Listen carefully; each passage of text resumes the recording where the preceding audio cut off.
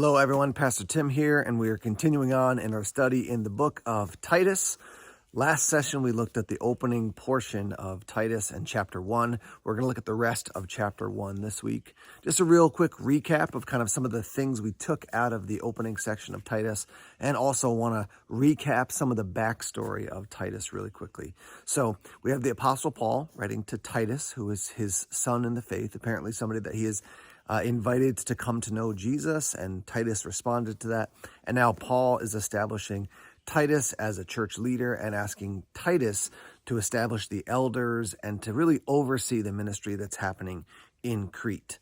So Crete is about a 150-mile long island in what is modern-day Greece. And there are lots of issues coming up in these local churches. A lot of the local churches at that time are meeting in people's households. And so Titus is called to set up leadership in these different home churches around Crete. And we're going to talk about some of the issues that pop up in these local churches today. The opening part of chapter 1 was about what type of people should we put into leadership in these local churches. We're going to pivot today to talk about why that leadership and good doctrine is so important. All right, so we're going to be in Titus chapter 1. Let me read this next section. It's verse 10 down to the end of chapter 1. All right, so it says this: "For there are many rebellious people, mere talkers and deceivers, especially those of the circumcision group. They must be silenced because they are ruining whole households by teaching things they ought not to teach, and that for the sake of dishonest gain. Even one of their own prophets has said, 'Cretans are always liars, evil brutes, lazy gluttons.' This testimony is true, therefore rebuke them sharply, so that they will be sound in the faith and will pay no attention to Jewish myths or to the commands of those who reject the truth. To the pure, all things are pure, but to those who are corrupted and do not believe, nothing is pure. In fact, both their minds and their consciences are corrupted. They claim to know God, but by their actions, they deny him. They are detestable, disobedient, and unfit for doing anything good." So obviously very strong words from the Apostle Paul here. Now when we look at verse 10, you're going to see that word "for," which is kind of a pivoting word, right? So he's talked about something earlier, and he's saying, in light of that, now here's what I'm going to tell you to do. So that earlier portion of chapter 1 is about establishing these leaders of excellent character. And at the end of that opening section from last week, Paul says that he wants these leaders established so they can teach good doctrine and they can refute those who oppose it. And so you have these godly elders who are going to be put into leadership so they can teach good doctrine and refute those people who are bringing bad doctrine. And that's who Paul starts to talk about here.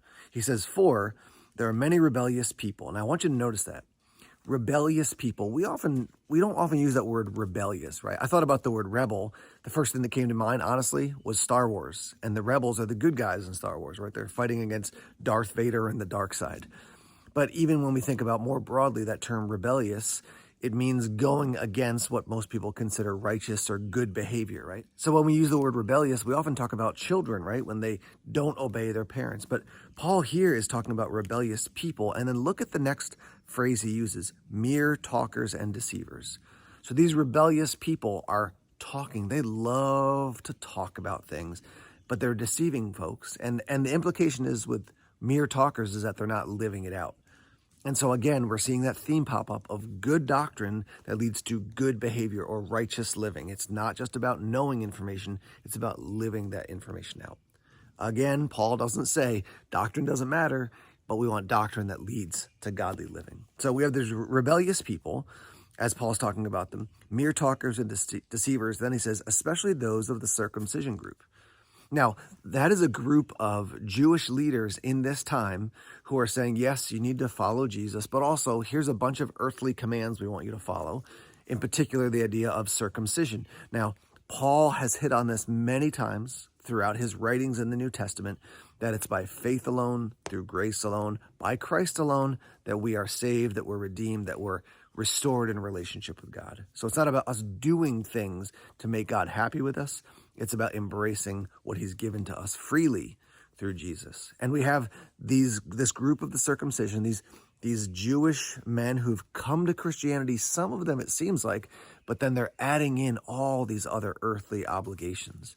And so Paul is saying that We got to be careful of those types of people. Now, Paul is Jewish, so he's not anti-Semitic, but he's frustrated with these Jewish leaders who are coming in and teaching bad doctrine. And that doctrine is saying, follow all these rules, know all these lists, and also Jesus is important too. So Paul's frustrated with those guys, and they're causing issues in the church, and so he's addressing it here. So he says, be aware of those, especially of the circumcision group. Then he describes them. He says, they must be silenced because they are ruining whole households. They must be silenced. That's a very strong phrase. Paul wants to communicate to Titus, you got to get these guys to stop talking. Why? They're ruining whole households. And we can read there, essentially ruining whole home churches. Whole home churches are being misled because of bad doctrine being taught. These men are showing up. They appear to be in authority. They appear to be followers of Jesus. And so home churches are letting them in, and then they teach doctrine. And people who are maybe young in the faith or not as spiritually mature, they're going, well, I guess that's the way you're supposed to follow Jesus. But they're being deceived. They're being misled by these people. So Paul is saying to Titus, and Titus is to establish to the elders, hey, don't let these people come in. They're deceiving folks. Again, we can see why doctrine is so important. And not just leaders who teach good doctrine it's the focus in this section. Congregants who know good doctrine matters. So that if a leader goes off base, the congregation can say, hey, that's not right because I know what good doctrine is. I understand the scriptures. We see a further description of the teachers here where Paul says they're misleading whole households with this bad teaching. And then he says, and that for the sake of dishonest gain. So now are they only teaching bad doctrine, but they're teaching it so they can get paid. They're getting money out of it. Now, all the details we don't know here, but based on some of the history that we do know, when these people would come into homes to teach, there was sometimes, we understand, an exchange of money, right, to help pay for these people and to provide resources for them so they could continue to travel around and teach. But they're teaching bad doctrine, and they're doing it because they want money, right? So major issues here with these teachers. That's why Paul is saying establish healthy, doctrinally sound, character-filled, Christ-filled character leaders so they can push back against bad leaders. Okay, so Paul clearly has some major concerns with these leaders, and thus we want solid leaders set up to stand against them. Continuing on as he describes them, he even says in verse 12, even one of their own prophets has said, Cretans are always liars, evil, brutes, lazy, gluttons. Now, we understand that's actually a quote from an ancient philosopher in Greece, and that quote is, again, very strong language. But as I mentioned earlier last week, the island of Crete is known for just corrupt behavior, immoral behavior. And so Paul is basically saying, hey, these guys have grown up in that world. I'm not surprised that they're acting this way. We might read that and say, ooh, that feels a little bit aggressive, Paul. But Paul understands, especially at this time, as they're establishing healthy churches, we need to keep bad doctrine out and bring good doctrine through good leadership into the church. In verse 13, Paul says, we want to rebuke them sharply so that they will be sound in the faith and will pay no attention to Jewish myths or to the commands of those who reject the truth. Now, it could be initially easy to read that verse and say, rebuke them sharply, meaning the false teachers, so that they will be sound in the faith. I think probably a more accurate reading of this would be to say, rebuke those false teachers sharply so that the local congregations will be sound in the faith. They won't be misled by these false teachings. Now, I don't think Paul rejects these people utterly and says there's no way they could ever come to faith, but he is so frustrated with the false teaching and how it's going to impact these local churches. He's saying rebuke them sharply so that we can protect the local congregation. And then he goes in this last section into something a little bit poetic. He says in verse 15, to the pure, all things are pure, but to those who are corrupted and do not believe, nothing is pure. Now, is Paul talking about those teachers? There's a very good chance he is, because he has questions about, do they really even understand what it means to have a relationship with Jesus? And so he says, to the pure, all things are pure. If you have come to Christ, if you're redeemed, if you're part of the family of God, there's a perspective shift in your soul, in your conscience, that you start to engage with the world, with a sense of purity to say, hey, I want to receive this doctrine. I want to receive truth into my life. I want to receive the gifts of God and be blessed by it and use it for kingdom purposes, right? So that means that Paul's giving us a glimpse into, once you come to Christ, that when we start to walk out this Christian life, We have the opportunity to engage in a million different ways with a purity of heart that allows our lives to be an act of worship and witness to those around us, right?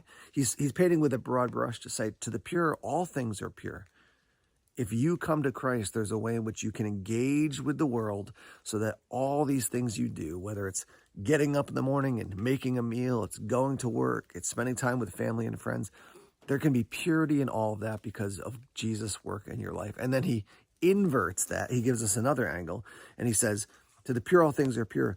But to those who are corrupted, do not believe, nothing is pure.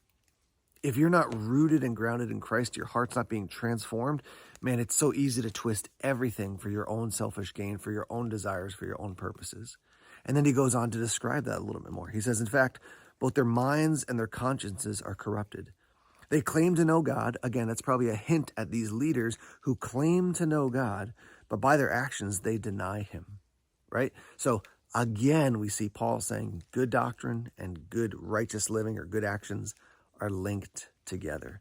Then the last line, he says, they are detestable, disobedient, and unfit for anything good. Man, Paul is not happy with these traveling teachers who are negatively impacting the local churches.